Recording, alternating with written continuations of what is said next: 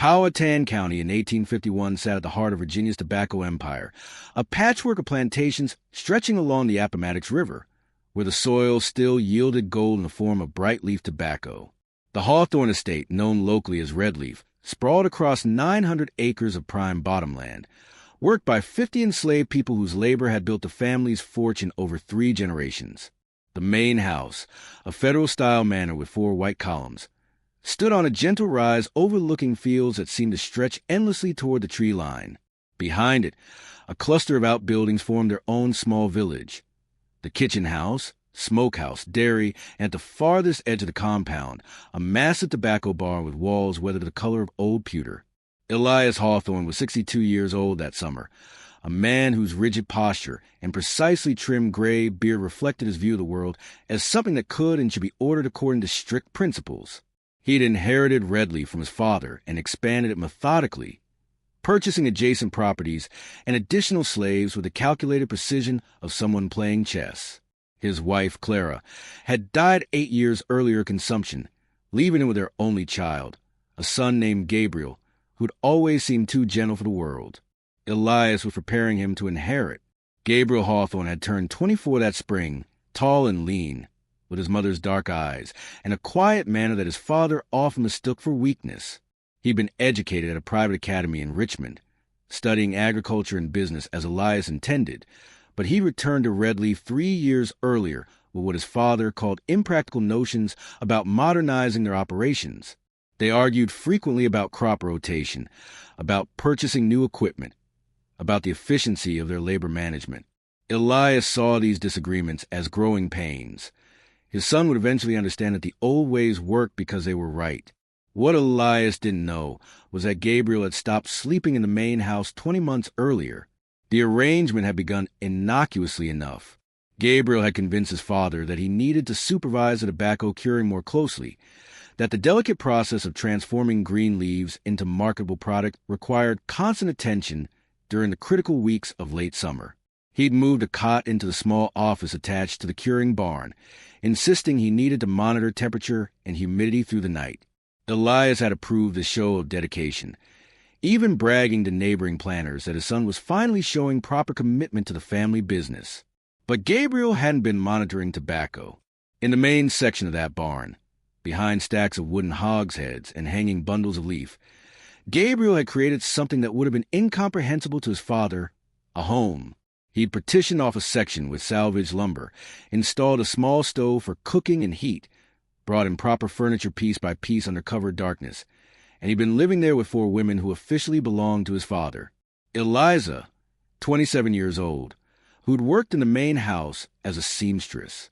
Ruth, 24, assigned to the dairy.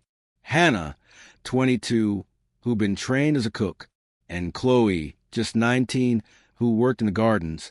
By the summer of 1851, Eliza had given birth to a 3-year-old boy. Ruth was nursing an infant daughter. Hannah was 7 months pregnant, and Chloe had a 1-year-old son. The women hadn't been stolen away or hidden by force. Each had come to that barn willingly, drawn by Gabriel's quiet promises of something different, something better. He'd taught them to read using his mother's old books. He'd convinced the plantation's overseer, a man named Boone Hicks, who owed Gabriel a significant gambling debt, to alter the work schedules so the women could spend nights away from the slave quarters without raising immediate suspicion. Gabriel had even been setting aside money, keeping detailed records in a leather journal of every dollar he saved, planning for some distant future when he might buy their freedom and escape Virginia entirely. It was a fantasy, of course, built on the unstable foundation of youth and desperation, and like all such fantasies in the antebellum South, it was destined to collapse. The discovery and the calculation. The discovery happened on August 16th, a Thursday afternoon, when the temperature had climbed past 95 degrees, and the air hung thick enough to cut. Elias had been inspecting the tobacco fields, walking the rows with his overseer to assess the crop's readiness for harvest. They'd been discussing labor allocation for the coming weeks, when Elias noticed something that struck him as odd. Boone Hicks seemed nervous, kept steering the conversation away from questions about night supervision of the curing process. Elias had built his fortune on attention to detail, on noticing the small discrepancies that revealed larger problems. He dismissed Hicks and walked alone toward the curing barn, his boots raising small clouds of dust from the parched earth. The barn's main door stood partially open to catch any hint of breeze. Elias had been expecting to find Gabriel reviewing the previous year's curing records, preparing for the imminent harvest. Instead, he heard children laughing. The sound stopped him completely. There shouldn't be children anywhere near the curing barn. It was strictly off-limits to everyone except Gabriel and the senior workers. Elias moved quietly toward the sound, which seemed to be coming from deeper within the barn's shadowy interior. As his eyes adjusted to the dimness, he saw the makeshift partition wall, saw the gap where Gabriel had hung a curtain made from old flour sacks. What Elias witnessed when he pulled that curtain aside would be described in his private letters with language that veered between rage and something approaching horror. Gabriel sat at a rough wooden table with Eliza, Ruth, Hannah, and Chloe, all of them eating from actual plates, not the tin dishes allocated to enslaved people, but ceramic plates from the main house. The 3-year-old boy and the 1-year-old boy were playing on the floor with carved wooden toys. The infant girl nursed at Ruth's breast. Hannah, heavily pregnant, smiled. On the wall, someone had hung a calendar where dates were marked with careful X's, as though this hidden family was tracking time like any normal household. Elias's first word, according to Gabriel's later testimony, was not an angry shout, but a whispered question. How long? Gabriel stood slowly, placing himself between his father and the women. 20 months, he said, and I won't apologize for it. What followed wasn't the violent confrontation one might expect. Elias Hawthorne didn't strike his son or immediately summon the overseer. Instead, he did something that Gabriel later described as far more terrifying. He went completely still, his face draining of color as he looked from his son to the 4 women, to the 4 children, and back again. When he finally spoke, his voice carried the flat effect of someone calculating the scope of a disaster. You've been breeding them, Elias said, like this was your property to manage. Gabriel tried to explain about his feelings for women, about his plans to eventually free them, about how the situation was more complex than his father could understand. But Elias wasn't listening. His mind was already working to the implications, seeing not a human drama, but a tangle of legal and social problems that threatened to destroy everything he'd built. The enslaved women belonged to him, not Gabriel. Any children born to them were his property as well, assets on his plantation's ledger. But Gabriel had been acting as their husband, a relationship that had no legal standing, but would be recognized by everyone in the county as a moral fact. If word of this spread, Elias would become a laughingstock, the old fool who couldn't control his own son or his own property.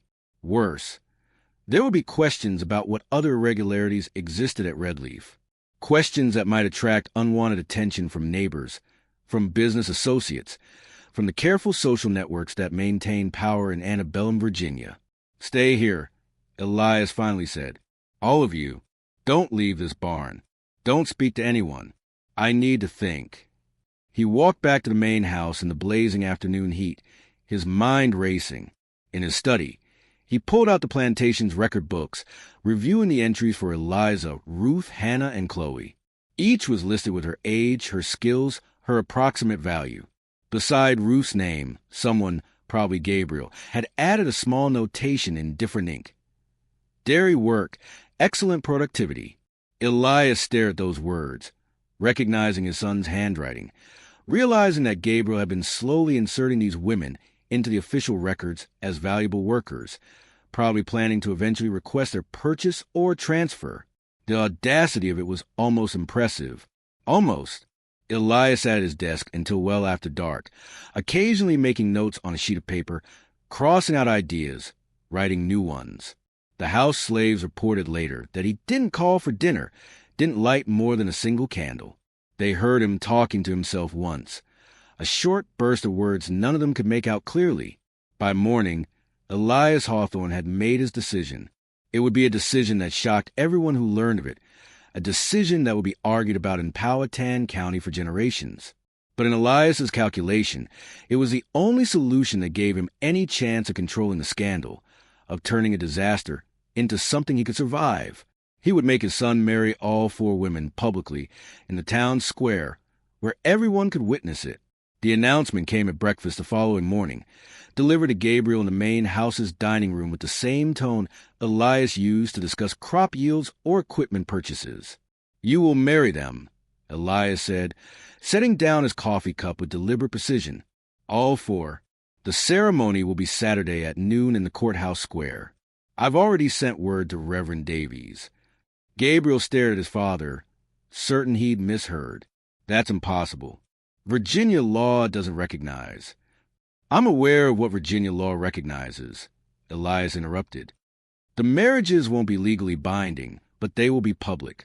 Every planter in the county will witness my son taking responsibility for his actions, standing before God and community to declare these women as his wives. It's the only way to control what people will say, the only way to establish that this was a mere exploitation." The calculation behind Elias's plan was both brilliant and deeply cynical. By forcing a public ceremony, he would preempt the worst gossip, establishing a narrative of irregular but acknowledged commitment rather than casual abuse. The story would become about his son's strange idealism, his foolish notions about enslaved women.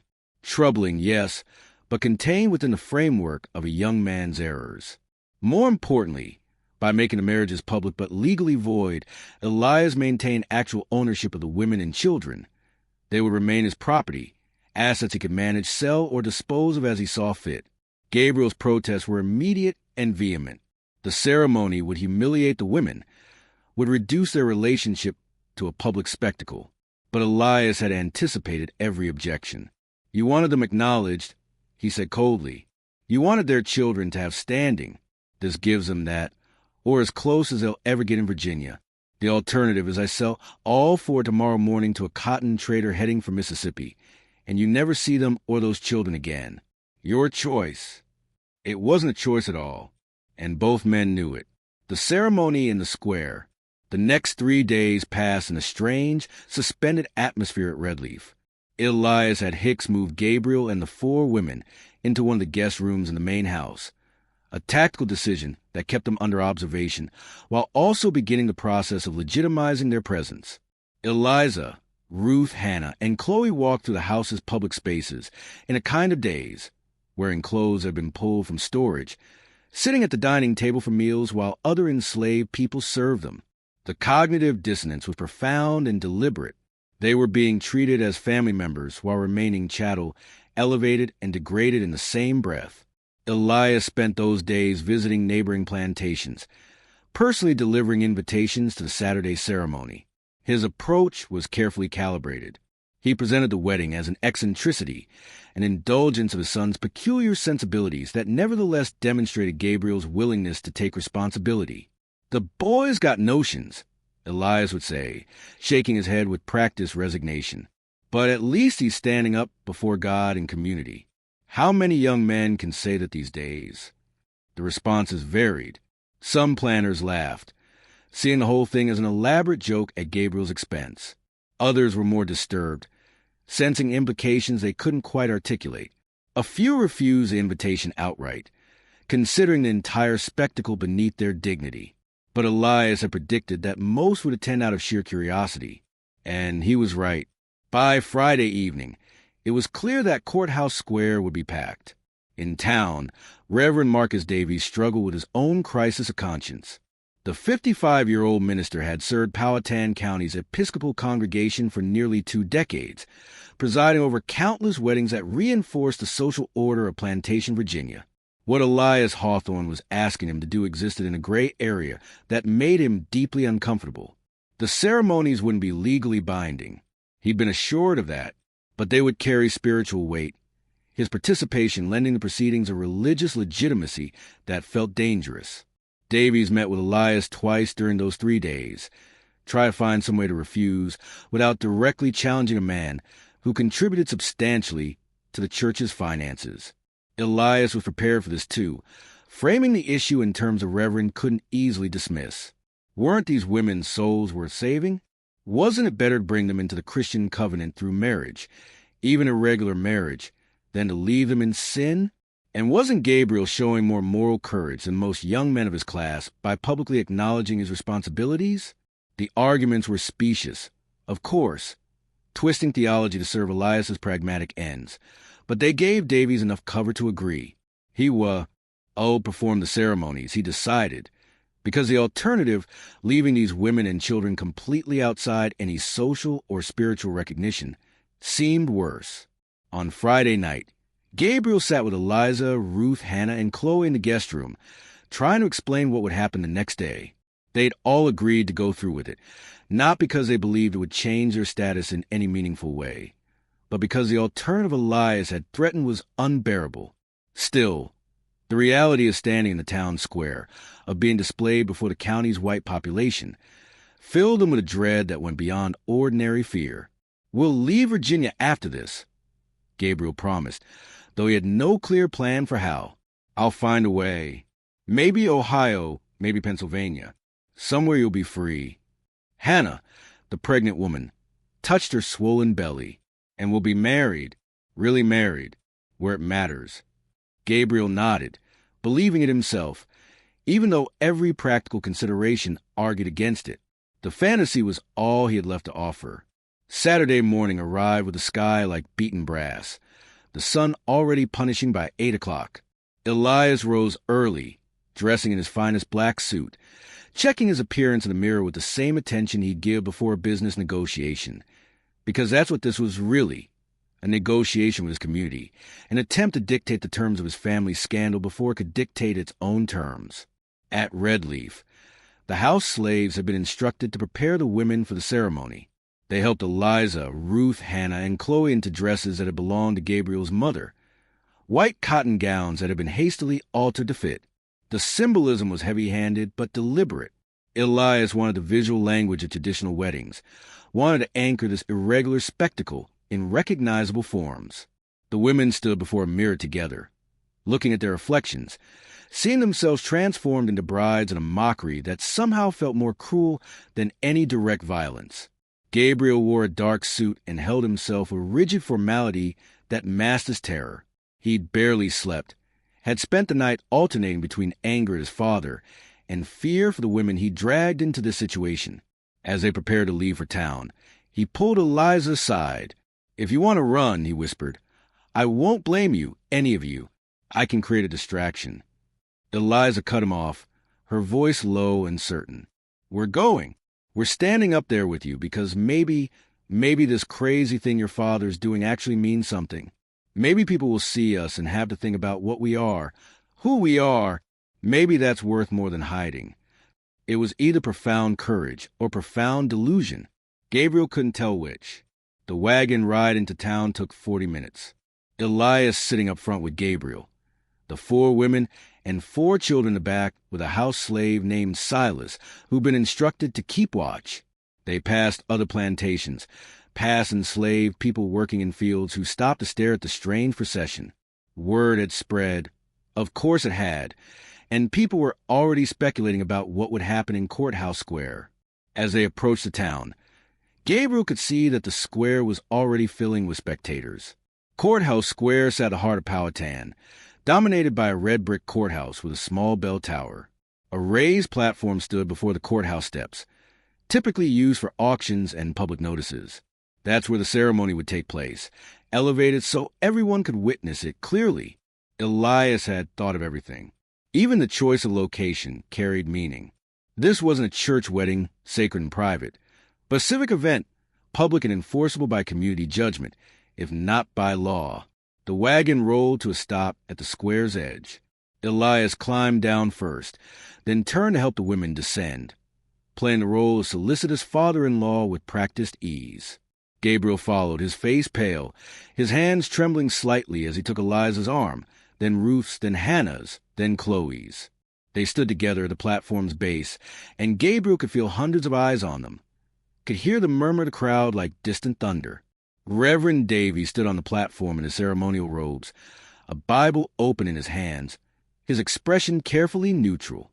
Behind him, 3 county officials had gathered, the clerk, the sheriff, and the magistrate, not as participants, but as witnesses to whatever was about to unfold.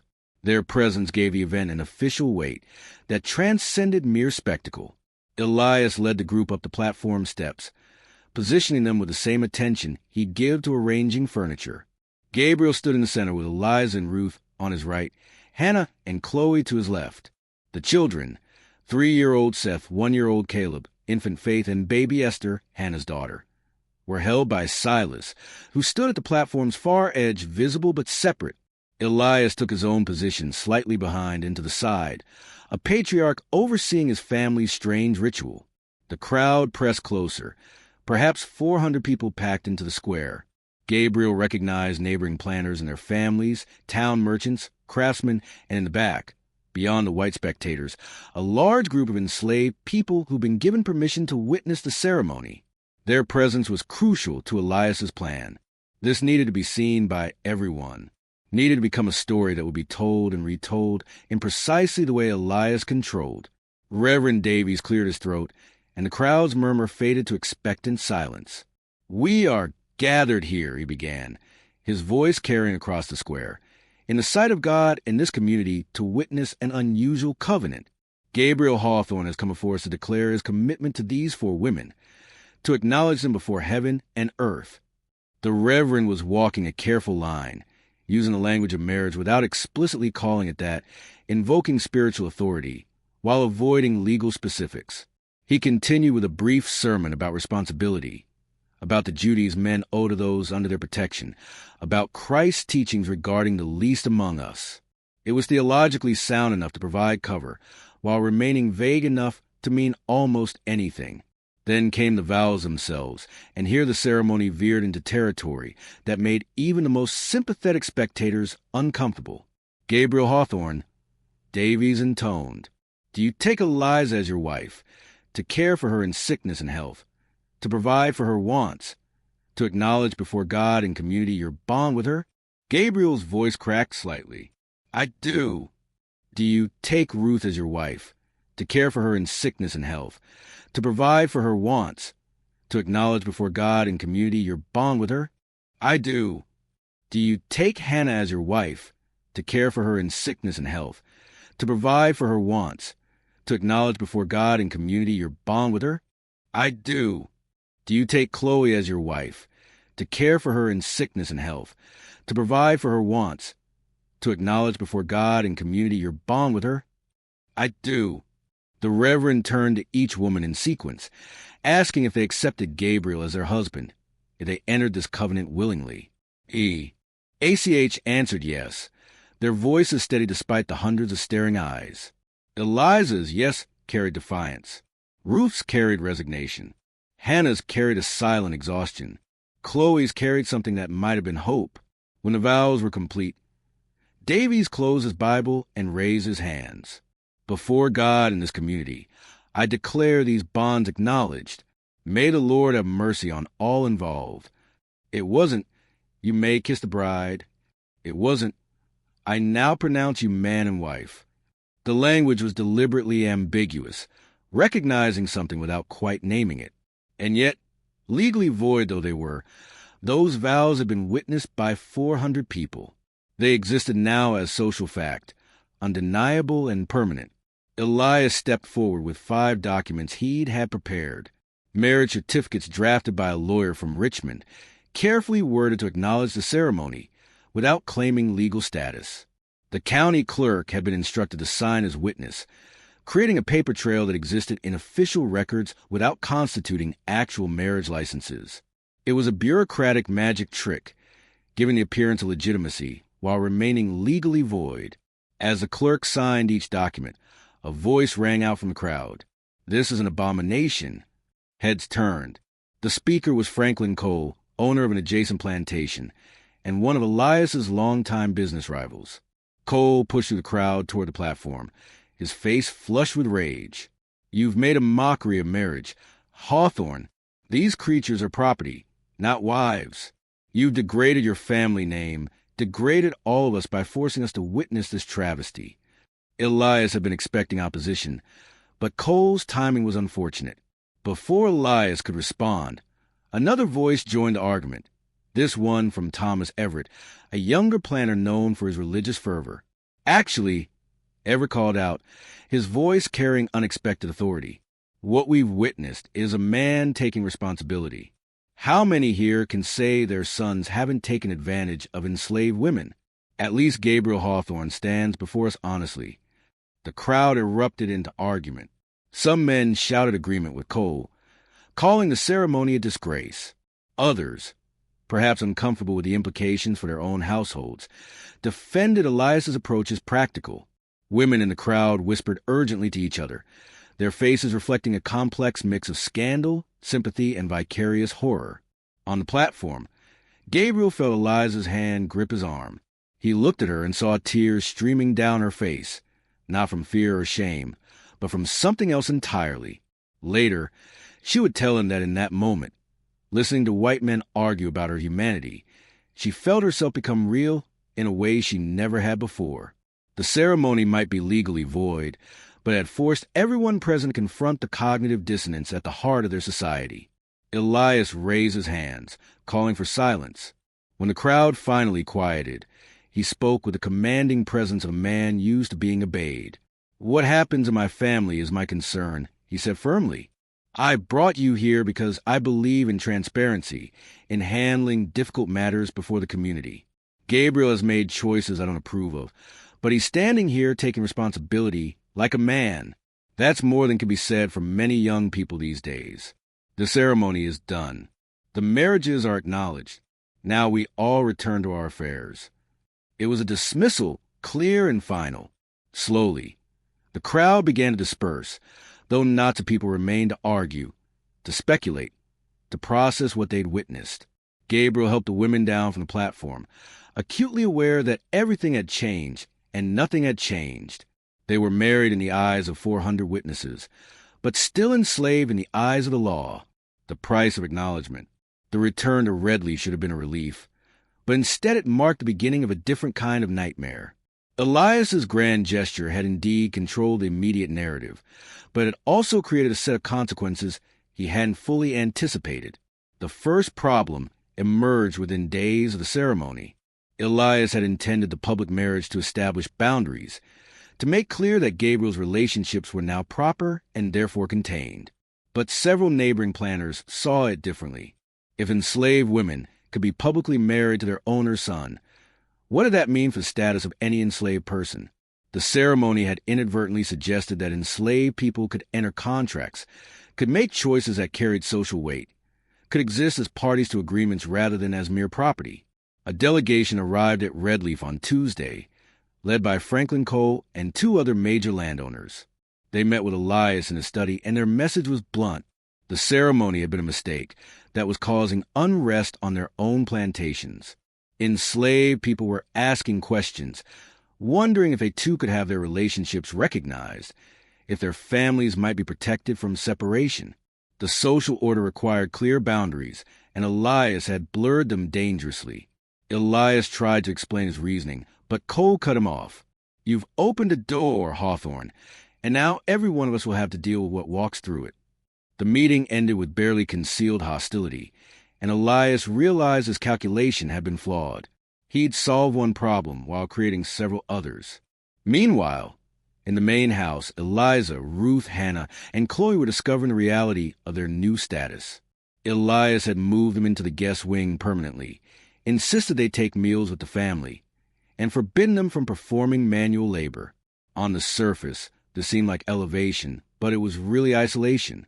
The other enslaved people at Redleaf didn't know how to treat them. They were still slaves, but they'd been married to master's son in front of the entire county. Were they to be respected? Resented? The resulting tension poisoned the atmosphere. Worse, white society had effectively shunned them. Women who might have visited Redleaf to pay social calls now avoided it. Gabriel and his 4 wives existed in a social void, acknowledged but not accepted, visible but not seen. Gabriel spent his days trying to maintain some semblance of normalcy, teaching the 4 women more advanced reading, discussing with them his still vague plans for escape to the north. But the plans felt increasingly hopeless. They had no money. Elias controlled all finances tightly. They had no connections outside Virginia. And now, After the public ceremony, they were under constant observation. Elias had assigned Silas to essentially guard them, ostensibly for their protection, but really to prevent any attempt at running. Then in early September, something happened that would crack open the careful stability Elias had tried to impose. Hannah went into labor 4 weeks early, her body racked with complications from the stress of the previous weeks. The birth was difficult, attended by an enslaved midwife named Lydia, who delivered dozens of babies at Redleaf. For 12 hours, Hannah struggled while Gabriel paced outside the room, listening to her screams and feeling utterly powerless. Eliza, Ruth, and Chloe stayed with her, holding her hands, whispering encouragement. The child, a girl Hannah had named Esther, survived, but Hannah didn't. She died an hour after the birth, her body simply giving out after too much trauma, too much strain. Lydia said later it was exhaustion, as much as any physical complication, that Hannah's spirit had been fighting battles her body couldn't sustain. Gabriel held Hannah's cooling hand and wept like a child while Elias stood in the doorway, his face unreadable. The death changed something fundamental. This wasn't abstract anymore, wasn't about property or social standing or family legacy. A 22-year-old woman had died, leaving behind a newborn daughter, and she died because Gabriel had loved her and Elias had made them all perform in a public spectacle. The funeral was small, held in enslaved people's cemetery at the edge of Redleaf's property. Reverend Davies came at Gabriel's insistence, though Elias opposed it. The minister said brief words over Hannah's grave, and Gabriel stood between Eliza and Ruth, holding baby Esther, understanding for the first time the full weight of what his fantasy of love and family had cost. That night, Gabriel went to his father's study. He didn't knock, just walked in and found Elias sitting at his desk, reviewing accounts as though nothing had happened. "This is your fault," Gabriel said, his voice low and controlled. "Your ceremony killed her." Elias looked up, his expression tired. "The ceremony didn't kill her. Childbirth killed her. It happens. It's tragic, but it happens. You paraded her like an animal. You forced her to stand in front of hundreds of people while pregnant, made her an object of mockery. I made her visible." Elias's voice rose suddenly. "Before that ceremony, she was nothing. No one. At least I gave her recognition. Gave her child a father who acknowledges her. Don't you dare blame me for trying to salvage your disaster." They stared at each other across the desk, and Gabriel saw clearly that his father would never understand, could never see these women as fully human. The ceremony, for all its apparent acknowledgement, had been just another form of ownership, another way of controlling property. "I'm leaving," Gabriel said quietly. "I'm taking Eliza, Ruth, Chloe, and the children, and we're going north." Elias's laugh was bitter. "With what money? What plan? You can't even get to Richmond without being stopped. They're my property, Gabriel. Legally mine. Try to take them, and I'll have the sheriff bring them back before you reach the county line." It was true, and Gabriel knew it. The marriage certificates Elias had created were meaningless outside the specific context of that ceremony. They didn't grant freedom, didn't change legal ownership, didn't provide any protection at all. They were theater, nothing more. Gabriel left the study without another word and returned to the room he now shared with Eliza, Ruth, and Chloe. He found them sitting together, Ruth nursing Faith and Esther, while Eliza held young Seth and Chloe held Caleb. They looked up at him with eyes that held no illusions about their situation. "We're trapped," Eliza said softly. It wasn't a question. Gabriel nodded. "But I'll find a way. I promise I'll find a way." The Great Escape. What came next unfolded over several months. A slow escalation that would ultimately force a confrontation none of them anticipated. In October, Elias received a letter from a cotton planter in Alabama, a man named Jeremiah Vance, who'd heard about the Powhatan ceremony through a network of correspondence that connected slaveholders across the South. Vance's letter was polite but pointed. He was interested in purchasing Ruth and her daughter Faith, along with Eliza and Seth, and Chloe and Caleb, if they could be induced to come as well. He'd pay above market value. Understanding that the situation at Redleaf was delicate, Elias didn't tell Gabriel about the letter immediately. Instead, he considered the offer seriously. The ceremony had achieved its goal of preventing immediate scandal, but it had left him with an ongoing problem. As long as the three remaining women remained at Redleaf, they would be sources of tension, reminders of his family's irregular arrangement. Selling them would resolve that, would restore a kind of normalcy, and Vance's offer was genuinely generous. When Elias finally showed Gabriel the letter in late October, the confrontation was explosive. Gabriel threatened to expose everything, to go public with the exact nature of the ceremony, to destroy what remained of Elias's reputation. Elias responded by threatening to separate the children from their mothers, to sell each to different buyers, so Gabriel could never find them all again. The standoff revealed the fundamental truth of their situation. Elias held all the actual power, and Gabriel had nothing but emotional leverage that could be crushed at any moment. Eliza, overhearing the argument from the hallway, made a decision that night. She met secretly with Silas, the man Elias had assigned to watch them. Silas had grown up at Redleaf, had known Gabriel since they were boys, and the ceremony had affected him in ways he hadn't expected. Watching the four women stand on that platform had made him think differently about his own family, about the woman he lived with and their children who could be sold away at any time. "Will you help us run?" Eliza asked him directly. Silas considered this for a long time. "Where would you go?" "Ohio.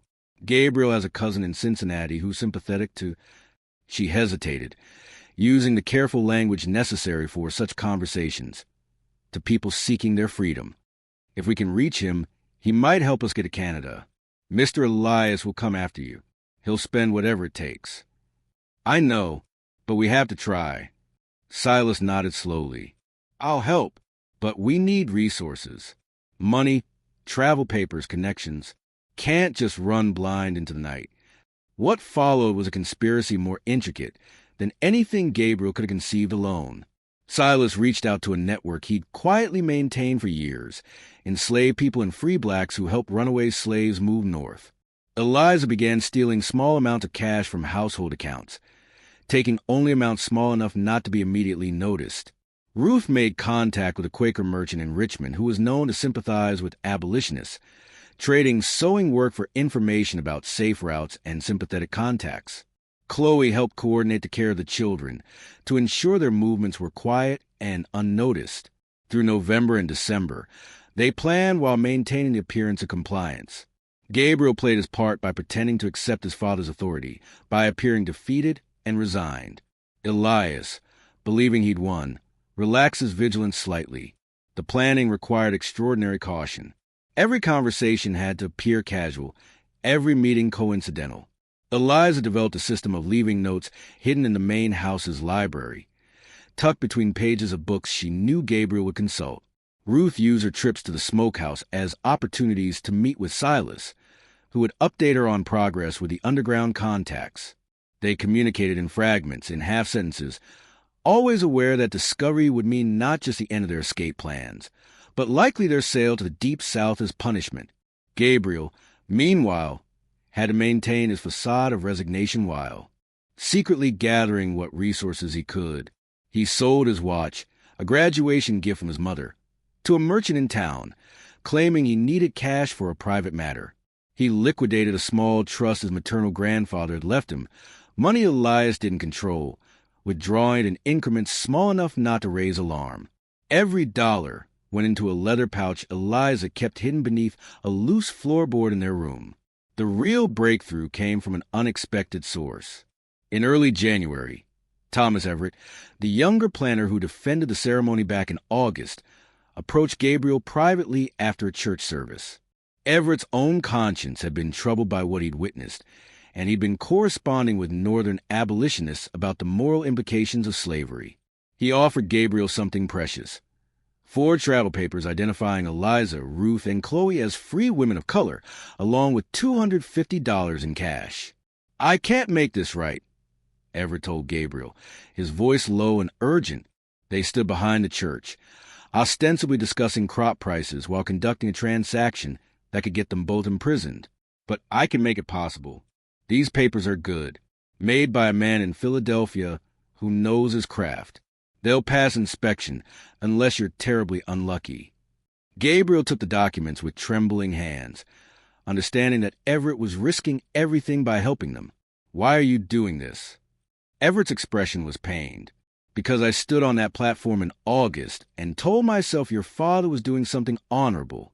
But I've spent these months thinking about what I really witnessed. A man trying to turn human beings into a solution to his social embarrassment. I can't undo my part in it, but I can help you undo his." The forged papers were remarkable in their attention to detail. They identified Eliza as Eliza Freeborn, free woman of color, born in Richmond, Virginia, 1824. Ruth as Ruth Carter, free woman of color, born in Petersburg, Virginia, 1827. And Chloe as Chloe Vance, free woman of color, born in Norfolk, Virginia, 1832. Each document included a physical description, a notarized statement of manumission dated several years earlier, and travel permits allowing them to move freely through Virginia and beyond. The forgeries would withstand deep scrutiny, but for casual inspection by a sheriff or a railroad conductor, they would likely suffice. With Everett's help, the escape plan crystallized. They would leave during the New Year's season when travel was common and less suspicious. Silas knew a steamboat captain who could take them to Richmond for a price. And from Richmond they could take trains north, using the forged papers to pass as a white man traveler with his free employees and their children.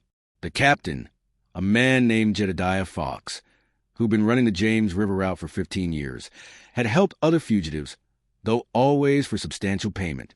Silas negotiated a price, $50 to get the group to Richmond with no questions asked. The plan had dozens of points where it could fail. A suspicious neighbor might spot them leaving. Elias might discover their absence sooner than expected. The forged papers might not hold up to inspection. Jedediah Fox might betray them for a reward. Any sheriff between Virginia and Ohio might decide to investigate more closely. And even if they reached Canada, there was always the risk of slave catchers crossing the border, of being discovered and dragged back in chains. But staying meant certain separation. Eliza, Ruth, and Chloe knew that once they were sold to Alabama, they would never see Gabriel again, never see each other again, and their children would grow up in bondage with no hope of eventual freedom. As January progressed, the tension at Redleaf became almost unbearable. Elias, meanwhile, had received 2 more letters from Alabama, Vance getting impatient about the purchase, raising his offer to an amount that Elias found hard to refuse. The final offer was $2,500 for Eliza and Seth, $2,000 for Ruth and Faith, and $1,800 for Chloe and Caleb. It was well above market value, reflecting both the women's skills and Vance's eagerness to close the deal.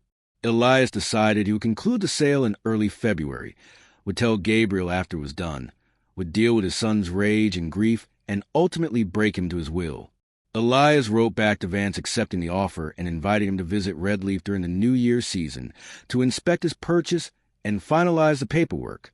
The letter was sent on January 15th, and Vance's response came within a week. He would arrive on January 23rd and expected to complete the transaction by the end of the month, taking his new property back to Alabama before the start of the planting season. Everything came to a head on January 23rd, 1852. Elias had invited Vance to visit Redleaf to inspect the property he intended to purchase. The Alabama planter arrived on Friday morning with his business agent, and Elias gave him a tour of the plantation, discussing productivity metrics and health records with the detached professionalism of a livestock dealer. Vance was a heavy-set man in his 50s with a florid face and a booming voice that carried across Redleaf's grounds.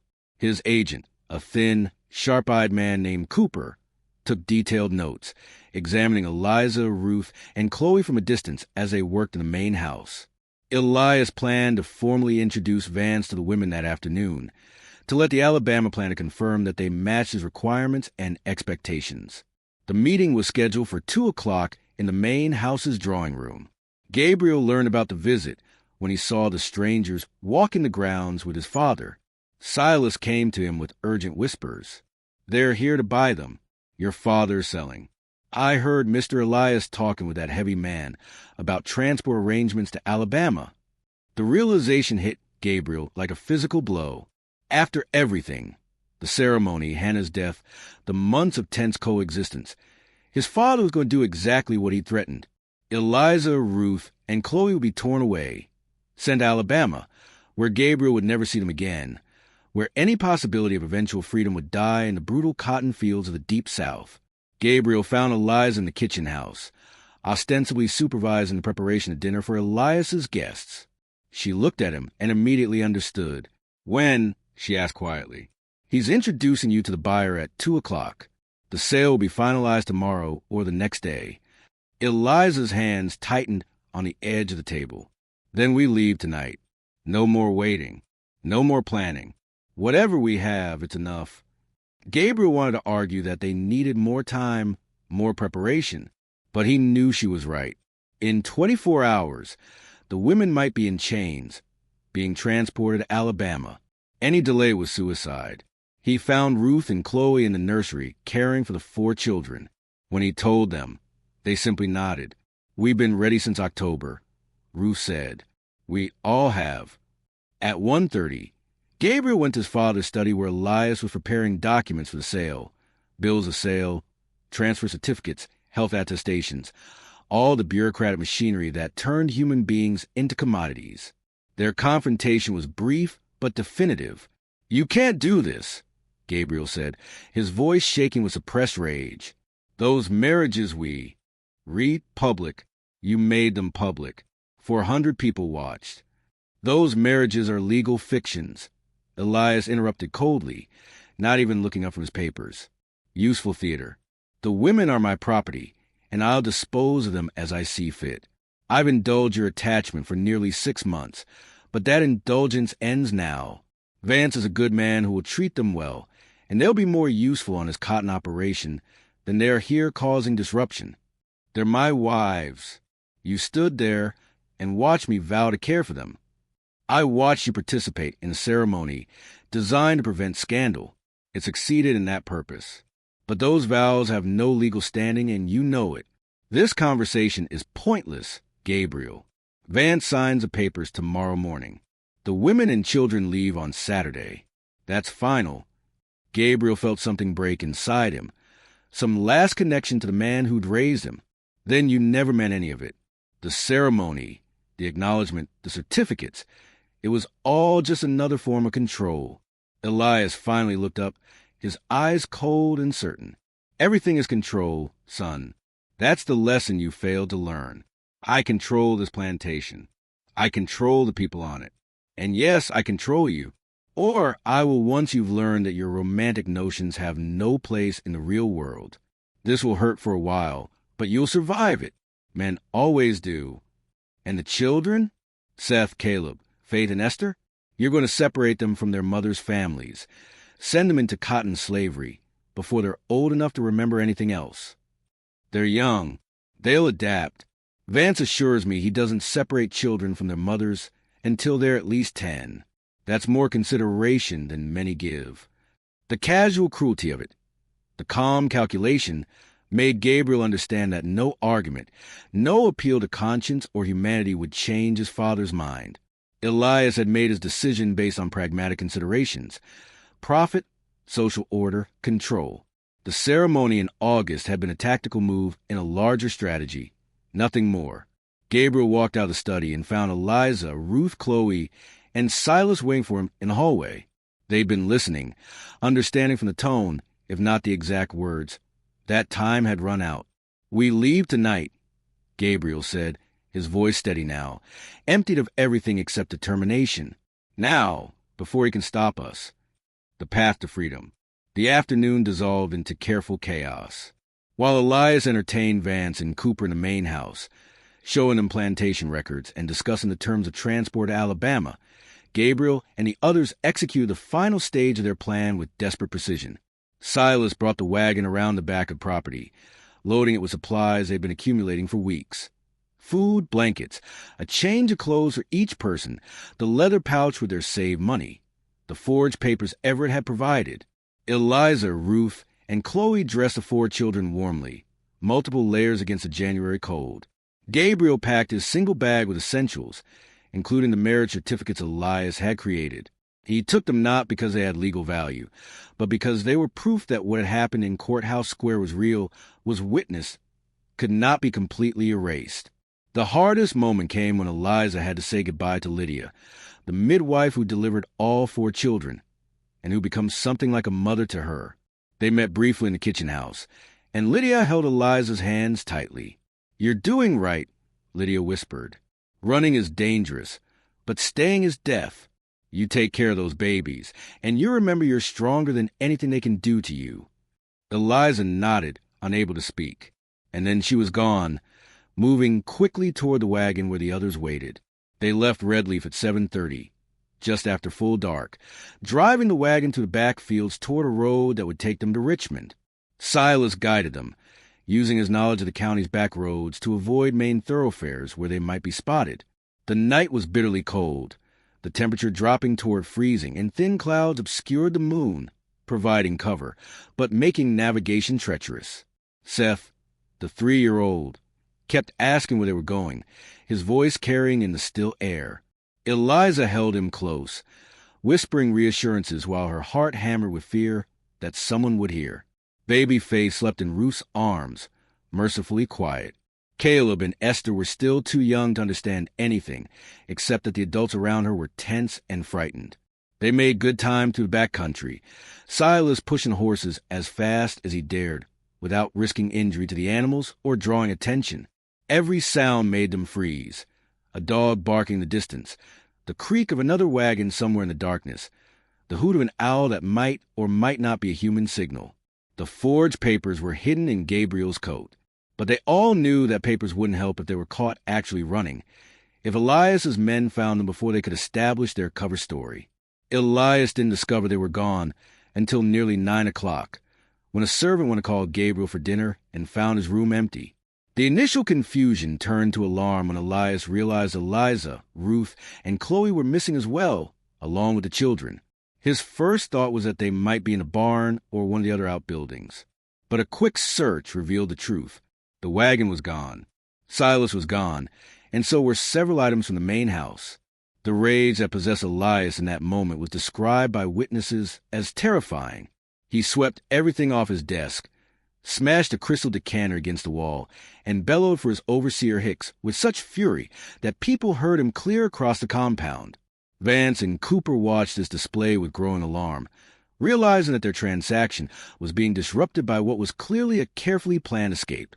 By the time Elias understood what had happened, that his son had successfully stolen his property and fled, they had a 90-minute head start. Elias immediately sent riders in pursuit, including Hicks and 3 men from neighboring plantations who were skilled trackers. He also dispatched a messenger to the sheriff in Powhatan, though he was careful in how he described the situation. The official story was about property theft, about 7 valuable slaves who'd been stolen along with a wagon and supplies. He mentioned Gabriel only as a possible victim, suggesting his son might have been coerced or kidnapped by the fugitives. The last thing Elias wanted was for the truth to spread, that Gabriel had run away with the 3 women Elias had publicly married him to, that the ceremony in Courthouse Square had ended with the groom fleeing into the night with his wives. Such a story would make Elias not just a victim of theft, but a laughingstock, a man whose grand gesture control had resulted in complete loss of control. But Gabriel and the others had those crucial 90 minutes and Silas's knowledge of the terrain. They reached the James River by 11:30, finding the dock where Jedediah Fox kept his small steamboat. Fox was a grizzled man in his 60s who asked no questions, just counted the $50 Silas handed him, and gestured for them to board quickly. The boat cast off, F at midnight, moving upriver toward Richmond through the January darkness. Gabriel stood at the railing with Eliza, watching Powhatan County recede behind them, understanding that he was leaving Virginia forever, leaving everything he'd known except the people beside him. "There's no going back now," Eliza said quietly. "I know. I don't want to go back." They reached Richmond by 3 o'clock in the morning on January 24th. Fox docked at a wharf on the city's eastern edge, in an industrial area where late-night arrivals wouldn't draw attention. Silas had contacts in Richmond, people who'd help them reach the train station and get tickets north without raising suspicion. The group split up temporarily, with Silas taking the children to a safe house run by a free black family, while Gabriel, Eliza, Ruth, and Chloe went to a different location to rest and prepare for the next stage. The plan was to reunite at the train station the following evening, when New Year's travel would provide cover for their departure.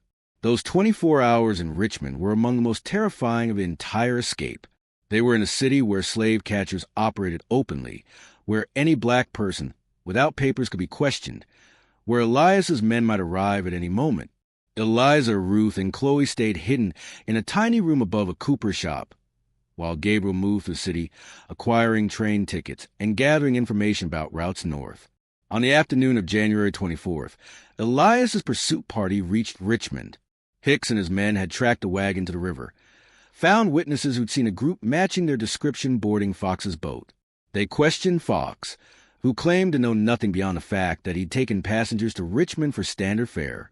The slave catchers Elias had hired were more aggressive, threatening Fox with prosecution for aiding fugitives. But the boat captain held firm to his story. Elias himself arrived in Richmond by evening, having driven through the night in a fury that exhausted his horses. He went directly to the sheriff's office, offering a substantial reward for information leading to the capture of 7 fugitive slaves and, separately, information about his missing son, Gabriel.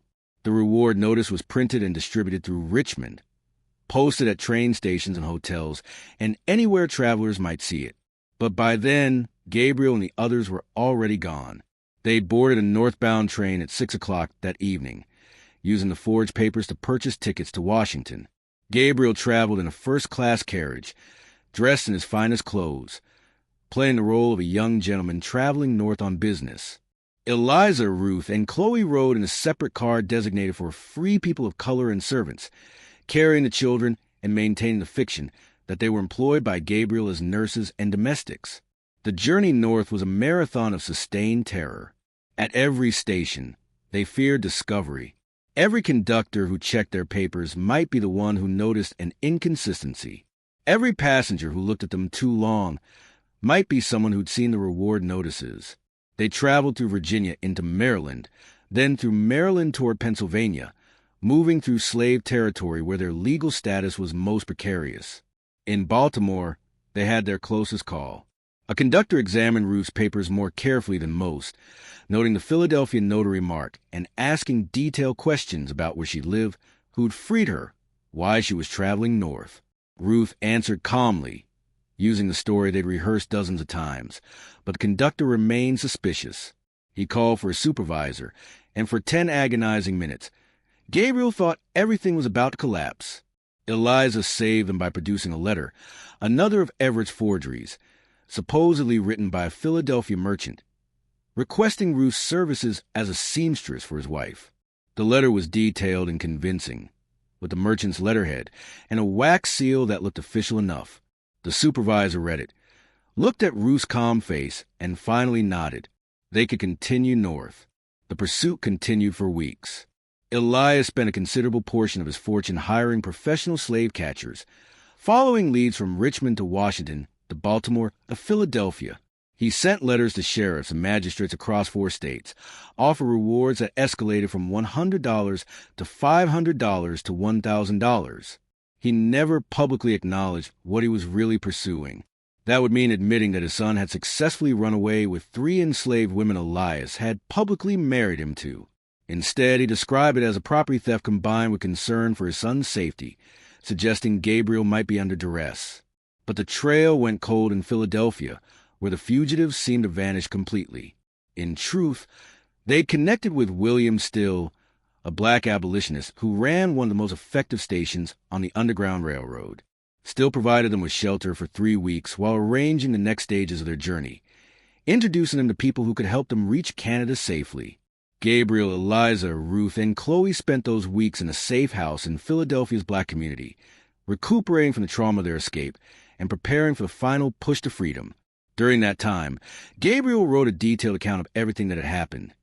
The barn, the ceremony, the escape, partly to process his own trauma, and partly to create a record that might someday help others understand what they'd survived. Still read Gabriel's account and was particularly struck by the description of the courthouse square ceremony. This should be published, he told Gabriel. People need to understand the contradictions you've exposed. The way your father tried to have it both ways. to acknowledge your relationships while maintaining ownership. It's the whole system in miniature. But Gabriel was too frightened to publish anything that might help Elias track them. The manuscript went into Still's archives, where it would remain for decades. By March 1852, Elias had exhausted most leads. His business partners in Virginia began asking questions about the expenses he was incurring, about why he was so obsessed with recovering what amounted to 7 slaves and his son. Valuable property, yes, but not worth the time and money he was investing. The truth, which Elias would never admit, was that this wasn't really about property value. It was about control, about the fact that his son had defied him successfully, that the grand ceremony Elias had orchestrated had ended in complete humiliation. Elias was forced to admit defeat, though he never stopped hoping for word that would lead him to Gabriel. He returned to Redleaf in April 1852, a diminished man whose obsession had damaged his reputation and depleted his resources. The plantation had suffered during his absence, with crops poorly managed and enslaved workers taking advantage of reduced supervision. The sale to Vance had fallen through, costing Elias both the purchase price and Vance's goodwill. Worse, the story of Gabriel's escape had leaked despite Elias's efforts to contain it. People knew that something irregular had happened, that the young man who'd been married to 4 enslaved women in that bizarre ceremony had run away with 3 of the remaining 4 of them. The gossip was worse than Elias had feared, because it made him look not just eccentric, but incompetent, unable to control either his son or his property. Elias lived 2 more years, dying of a stroke in 1854. His final words, according to the house slave who attended him, were, "Find Gabriel." Even at the end, he couldn't let go, couldn't accept that he'd lost. Life in exile. Gabriel, Eliza, Ruth, Chloe, and the children reached Ontario in May of 1852, crossing from Buffalo into Canada with the help of conductors who'd guided hundreds of fugitives to freedom. They settled initially in St. Catharines, a town with substantial community of formerly enslaved people, before eventually moving to Toronto, where more opportunities existed. There, finally, beyond the reach of Elias Hawthorne's money and power, they tried to build something resembling the life they'd imagined back in that barn at Redleaf. It wasn't easy. Gabriel worked as a teacher in a school for black children, using his education to serve the community, while earning barely enough to support the household. Eliza, Ruth, and Chloe did sewing, washing, and other domestic work, contributing to household income while caring for the 4 children. The children grew, learning to read and write in the small schoolhouse Gabriel helped establish, growing up free in a way their parents had only dreamed of.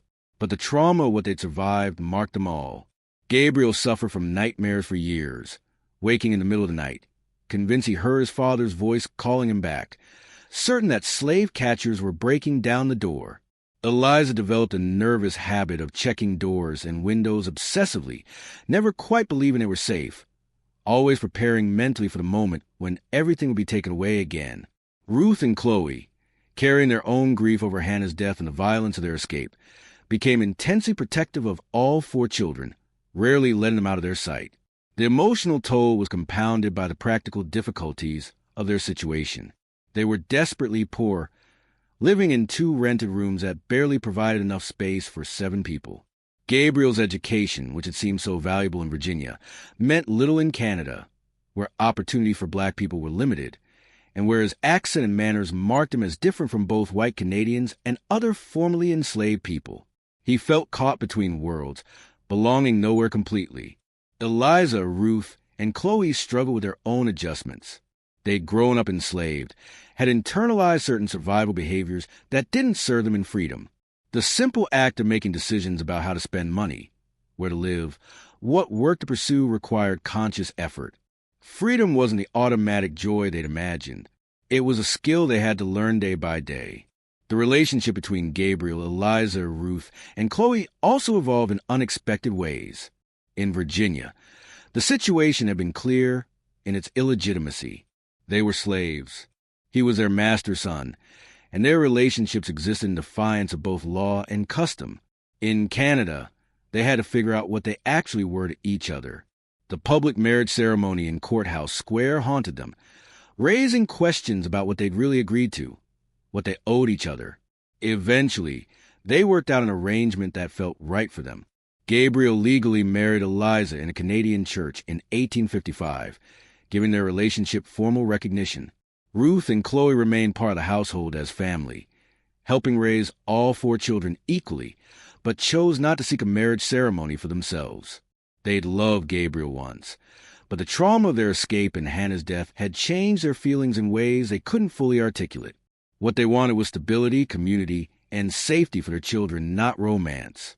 It was an unconventional arrangement, but then everything about their lives had always been unconventional. In 1854, 2 years after their escape, they received word through the Underground Railroad network that Elias Hawthorne had died of a stroke.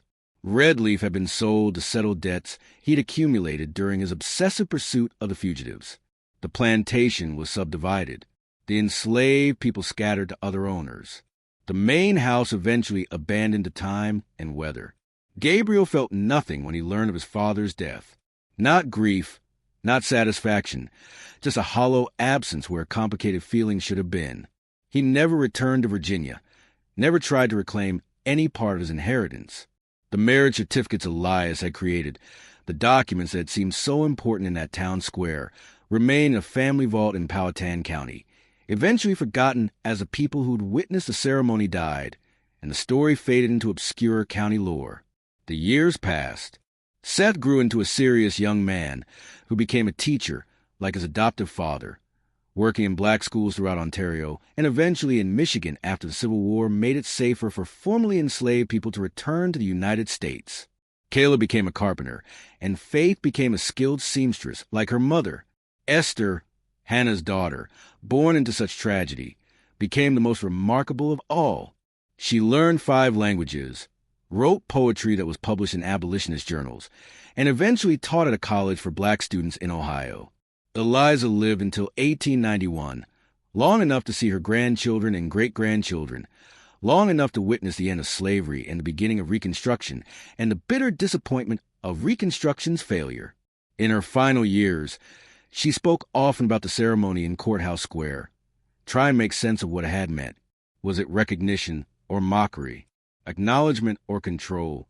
She never reached a satisfying answer. Ruth and Chloe lived well into the 1890s. They remained close to the family throughout their lives, always present for the important moments. They never spoke much about Virginia, about the barn or the escape, or the years of terror. When their grandchildren asked about their past, they would say only that they'd been enslaved once, had escaped to freedom, and that everything after that was a gift. Gabriel died in 1888, at the age of 61, having lived most of his life in Canada.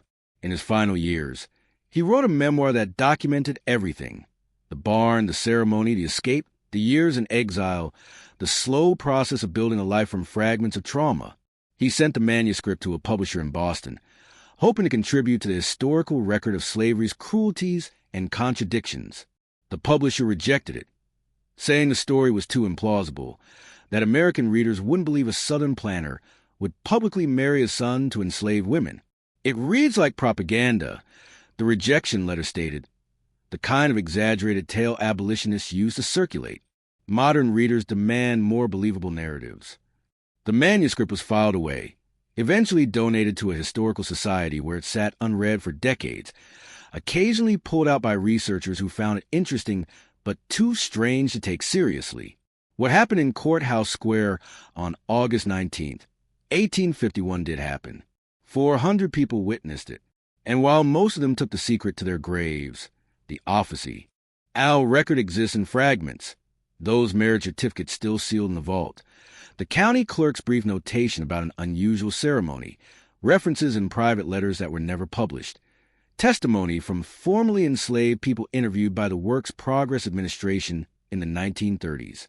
The story reveals something darker than mere individual cruelty. Elias Hawthorne thought he could control narrative, could use public ceremony and legal theater to manage a crisis, while maintaining the fundamental power relationships of slavery.